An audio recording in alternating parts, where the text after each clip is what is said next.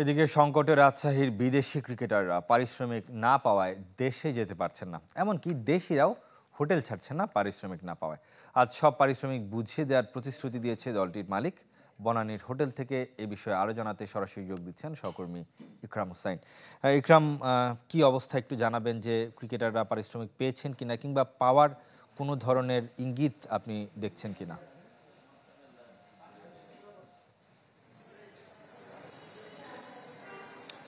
সে পারিশ্রমিক পাননি এবং পাওয়ার কোনো লক্ষণ আমরা এখনো পর্যন্ত দেখছি না। কিছুক্ষণ আগে আমি পাকিস্তানি কোচ দুর্বার রাজশাহী রিজাজ আহমেদের সঙ্গে ফোনে কথা বলছিলাম। তো তিনি বলছিলেন যে তিনি পাকিস্তান ক্রিকেটের একজন লেজেন্ড এবং বাংলাদেশ ক্রিকেটে অনেক আশা এবং ভরসা নিয়ে তিনি এখানে এসেছিলেন। তিনি হতাশ, কিন্তু আসলে তিনি গণমাধ্যমের সামনে কথা বলতে চান না, এই জন্য যে বাংলাদেশের ভাবমূর্তি সেক্ষেত্রে আরও বেশি ক্ষুণ্ণ হবে এবং তার নিজের যে সম্মান, সেই সম্মানটুকু তিনি নষ্ট করতে চান না। এবং তিনি যেটা বলছিলেন যে তিনি কোচ হিসাবে দলের ক্রিকেটারদের কথা ভাবছেন এবং অপেক্ষা করছেন যে কখন দুর্বার রাজশাহী তাদেরকে ফ্লাইট বুক করে দিবে এবং তারা দেশে ফিরে যাবেন।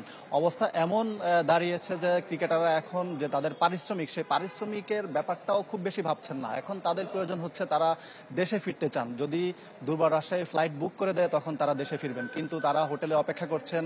অনিশ্চয়তার মধ্যে এক ধরনের শঙ্কা নিয়ে দুর্বার রাজশাহীর 5 জন বিদেশি ক্রিকেটার এবং ইজাজ আহমেদ কোচ, তারা এই 6 জন অপেক্ষা করছেন কখন দেশে ফিরবেন। এই মুহূর্তে আসলে মালিকের সঙ্গে যোগাযোগের চেষ্টা করেও তারা ব্যর্থ হচ্ছেন এবং মালিক কোথায় আছেন, তিনি আদৌ আসবেন কিনা হোটেলে কিংবা কথা বলবেন কিনা, পারিশ্রমিক ইস্যুতে কোনো সমাধান করবেন কিনা, একেবারে পুরোপুরি অনিশ্চয়তার মধ্যে আছেন ক্রিকেটার। এবং দেশি ক্রিকেটারও এখন পর্যন্ত হোটেল ছাড়েননি, তারা সাফ জানিয়ে দিয়েছেন যে পারিশ্রমিক না পেলে তারা হোটেল ছাড়বেন না। শোয়েব।